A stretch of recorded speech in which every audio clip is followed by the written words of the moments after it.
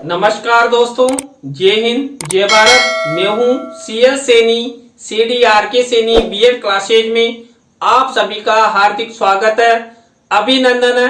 दोस्तों, हमारे इस चैनल के माध्यम से आप द्वारा हमारे इस हेल्पलाइन नंबर पर जो भी साइको के टॉपिक आप द्वारा हमें सेंड किए जाते हैं उन्हें हम ऑनलाइन समझाने का प्रयास करते हैं। दोस्तों, आज की लाइव क्लास के अंतर्गत हम concept of learning according to psychology यानी कि मनोविज्ञान के अनुसार अधिगम की अवधारणा, तो यहाँ पर इस टॉपिक के बारे में हम आपसे चर्चा करेंगे। तो दोस्तों, आप सब बने रहें हमारे साथ, हमारे इस चैनल के साथ। और दोस्तों, यदि आप हमारे इस चैनल पर पहली बार आए हैं तो हमारे इस चैनल को सब्सक्राइब करें और पास ही बने बेल आइकन के बटन को जरूर दबावें, जिससे हमारे द्वारा जब भी लाइव क्लास लाई जाती है या वीडियो अपलोड किया जाता है तो उनके नोटिफिकेशन आपको मिल सके और आप अच्छा अधिगम करते हुए परीक्षा की अच्छी तैयारी कर सको। दोस्तों, यहाँ पर मनोविज्ञान के अनुसार अधिगम की मुख्य रूप से 3 अवधारणाएं बताई गई है, 3 अवधारणाएं मानी गई है। पहली है व्यवहारवाद, दूसरी है संज्ञानवाद और थर्ड नंबर है संरचनावाद। इन्हीं तीनों अवधारणाओं के आधार पर मनोविज्ञान में वर्तमान अधिगम होता है। प्रत्येक बालक बालिका का विकास करने का प्रयास किया जाता है, प्रत्येक बालक बालिका के ज्ञान के बारे में जाना जाता है और उनका क्रियात्मक और भावात्मक विकास के साथ साथ उनका संज्ञानात्मक विकास भी देखा जाता है, जिससे बालक अपने लक्ष्यों को प्राप्त करते हुए आगे बढ़े, उनका फ्यूचर निर्माण अच्छा हो। बालक क्या कर रहे हैं उनके बारे में यहाँ पर इन तीनों अवधारणाओं के माध्यम से उनके व्यवहार का अध्ययन किया जाता है, उन्हें आगे बढ़ाने का प्रयास किया जाता है। तो दोस्तों, आप सब बने रहें हमारे साथ, हमारे इस चैनल के साथ। दोस्तों, यहाँ पर हम सबसे पहली अवधारणा के बारे में आपसे चर्चा करते हैं, व्यवहारवाद। दोस्तों, यहाँ पर व्यवहारवाद की स्थापना JP वॉटसन यानी कि 1878 से 1958 ने सन 1912 में की थी। दोस्तों, आपकी प्रतियोगिता परीक्षाओं में यह प्रश्न आ सकता है कि व्यवहारवाद की स्थापना किनके द्वारा, कौन से मनोवैज्ञानिक द्वारा की गई थी? तो JP वॉटसन द्वारा, और कब? 1912 में। और कई बार यह प्रश्न भी पूछा गया है क्योंकि वर्तमान में जो मनोविज्ञान है इसके अंतर्गत संपूर्ण व्यवहारवाद ही चलता है, क्योंकि यहाँ पर बालक बालिकाओं का व्यवहार अध्ययन किया जाता है और उनके बारे में जानते हुए समझते हुए उन्हें आगे बढ़ाने का प्रयास किया जाता है। वॉटसन के अनुसार मनोविज्ञान प्राकृतिक विज्ञान की शुद्ध वस्तुनिष्ठ एवं प्रयोगात्मक शाखा है। इसका सैद्धांतिक उद्देश्य व्यवहार का अनुमान लगाना तथा उसका नियंत्रण करना है। इस प्रकार मनोविज्ञान चेतना का विज्ञान न होकर व्यवहार का विज्ञान है। दोस्तों, यहाँ पर JP वॉटसन ने मनोविज्ञान को ना तो आत्मा ना चेतना, उन्होंने माना कि जो मनोविज्ञान है ये व्यवहार का विज्ञान है, जिसके अंतर्गत संसार के प्रत्येक मानव के व्यवहार का अध्ययन किया जाता है, उसके व्यवहार को जाना और समझा जाता है और उसमें क्या परिवर्तन हो रहा है इसका आंकलन किया जाता है। तो यहाँ पर JP वॉटसन ने एक अच्छी परिभाषा भी दी थी कि आप मुझे कोई सा भी ऐसा बालक लाकर दीजिए, उसे मैं अच्छा शिक्षक, अच्छा डॉक्टर, अच्छा इंजीनियर बना सकता हूं और अच्छा चोर भी बना सकता हूं। क्यों? क्योंकि यहाँ पर जो व्यवहार होता है ये वातावरण के अनुसार चलता है, यानी कि बालक बालिकाओं को जैसे वातावरण में रखेंगे बालक बालिका वैसा ही अधिगम करने लग जाएंगे। इसलिए यहाँ पर JP वॉटसन ने मनोविज्ञान के बारे में बहुत ही अच्छा तथ्य प्रस्तुत किया है और इन्होंने मनोविज्ञान को प्राकृतिक विज्ञान की शुद्ध एवं वस्तुनिष्ठ और प्रयोगात्मक शाखा माना है। इसके समर्थक थॉर्नडाइक, वॉटसन, पावलोव, हल, स्किनर आदि है। इसमें वस्तुनिष्ठता पर अधिक बल दिया जाता है। दोस्तों, वस्तुनिष्ठता से तात्पर्य यथार्थ, सत्यता, यानी कि हम जो प्रत्यक्ष रूप से देख रहे हैं। मान लीजिए हमारे सामने कोई बालक है और उस बालक में शारीरिक, मानसिक और भावात्मक रूप से कोई परिवर्तन हो रहा है, तो हम उसे प्रत्यक्ष रूप से देख रहे हैं और प्रत्यक्ष रूप से उसके व्यवहार का अध्ययन कर रहे हैं। तो यहाँ पर वस्तुनिष्ठता पर विशेष बल दिया जाता है, यानी कि सत्यता पर अधिक बल दिया जाता है। और दोस्तों, आपकी प्रतियोगिता परीक्षाओं में कई बार पूछा गया है कि व्यवहारवाद को मानने वाले मनोवैज्ञानिक कौन कौन से हैं। तो यहाँ पर थॉर्नडाइक, वॉटसन, पावलोव, हल, स्किनर, इनके द्वारा देखिए व्यवहारवाद के अंतर्गत अधिगम के कई सिद्धांत दिए थे और हम जो नेक्स्ट क्लासें होगी उनमें इनके द्वारा जो अधिगम के सिद्धांत दिए गए उनके बारे में भी आपसे चर्चा करेंगे। तो दोस्तों, ये हुआ व्यवहारवाद। तो पहली अवधारणा व्यवहारवाद, जिसके माध्यम से व्यक्ति के मन का, व्यक्ति के क्रियात्मक और भावात्मक पक्ष का यहाँ पर व्यवहार अध्ययन किया जाता है। इसके बाद दूसरे नंबर की अवधारणा है मनोविज्ञान की संज्ञानवाद, कोग्निटिज्म। दोस्तों, यहाँ पर मनोविज्ञान में संज्ञानवाद मन को समझने का एक सिद्धांत है जो 1990 के दशक में सामने आया। दोस्तों, आप सब जानते हैं जो मनोविज्ञान है ये 19वीं शताब्दी में आया था, लेकिन इसमें धीरे धीरे परिवर्तन हुआ। मनोवैज्ञानिकों ने अपने अपने मत रखे और व्यवहारवाद, संज्ञानवाद, रचनावाद, तो इस तरह कई वादों का निर्माण हुआ।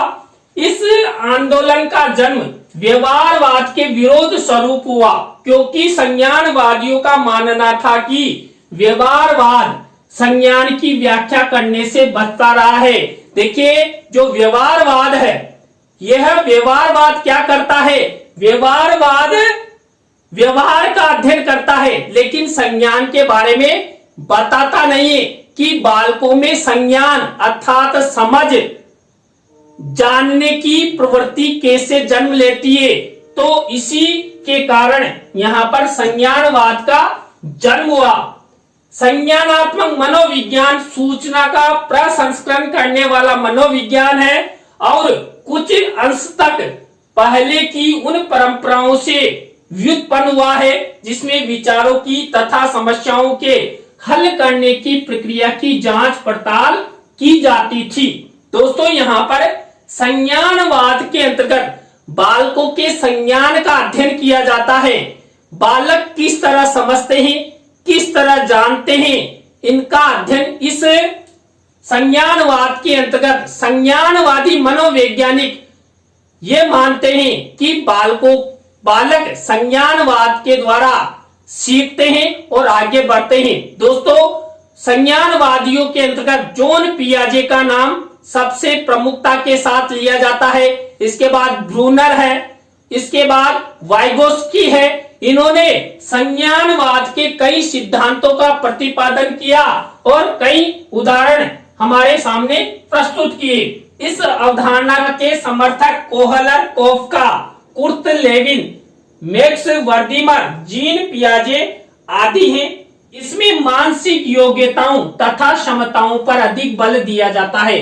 दोस्तों, जिन बालक बालिकाओं में अच्छी मानसिक क्षमताएं होगी, उन बालक बालिकाओं में समझने की शक्ति और अधिक होगी और यहाँ पर बालक जितना क्षमतावान होगा उतना ही अच्छा अधिगम करेगा। इसलिए संज्ञानवादियों ने मानसिक योग्यताओं और क्षमताओं पर अधिक बल दिया और बालक मानसिक योग्यताओं और क्षमताओं के आधार पर ही अधिगम करता है, अपने लक्ष्यों की प्राप्ति करता है और समझता हुआ अपने जीवन में आगे बढ़ता है। दोस्तों, जब हम बड़े हो जाते हैं तो कई बार हमारे मन में ये ख्याल आता है, ये समझ विकसित होती है कि यार हम इतने बड़े हो गए, कमाते धमाते कुछ नहीं है, किस तरह अपने बालक बालिकाओं का पालन पोषण करेंगे। क्यों? क्योंकि हमने तो एक क्रिकेट टीम खड़ी कर दी, और क्रिकेट टीम खड़ी कर दी तो उसके पालन पोषण के लिए पैसों की आवश्यकता है।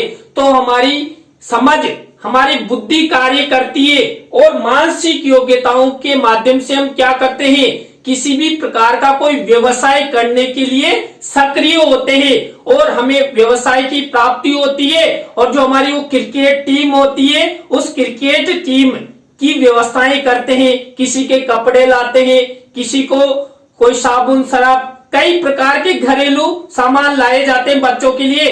तो इसलिए मैं आपसे कहना चाहता हूं कि बच्चे दो ही अच्छे, इसलिए ज्यादा मानसिक योग्यताएं विकसित नहीं करनी पड़े।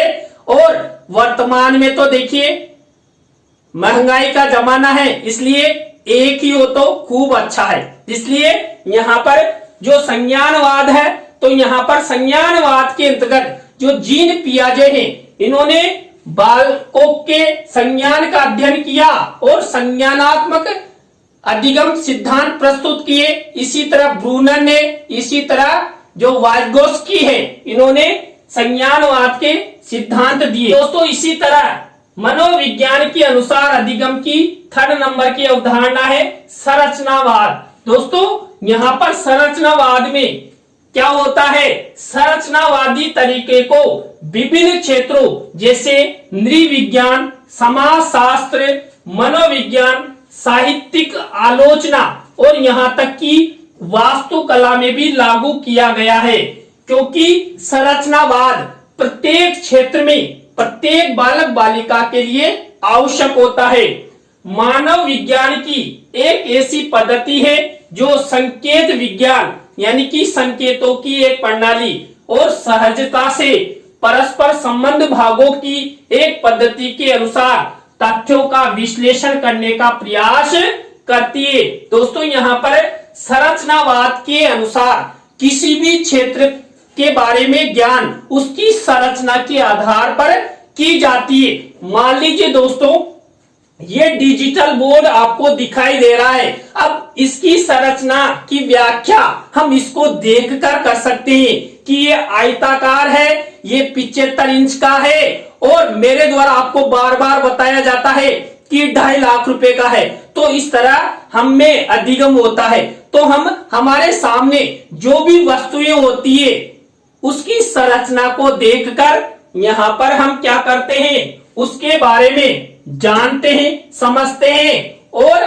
लक्ष्यों की प्राप्ति करते हैं। इसके समर्थक विलियम वुंड, टिचनर, गार्डनर आदि हैं। इसमें मस्तिष्क की क्रियाओं तथा लगातार प्रयास पर अधिक बल दिया जाता है। दोस्तों संरचनावाद के अंतर्गत हम लगातार जितना अभ्यास करेंगे, किसी वस्तु के बारे में जानेंगे, तभी जाकर हम अच्छा अधिगम कर सकते हैं। मान लीजिए दोस्तों हमें किसी भी प्रकार का कोई यंत्र चलाना नहीं आता, मान लीजिए साइकिल चलाना नहीं आता या बाइक चलाना नहीं आता, लेकिन हम लगातार उसकी संरचना को देखते हुए क्या करेंगे, अभ्यास करेंगे, तो हम क्या करेंगे, साइकिल चलाना सीख जाएंगे, किसी भी यंत्र को चलाना सीख जाएंगे, 4 व्हीलर को चलाना सीख जाएंगे।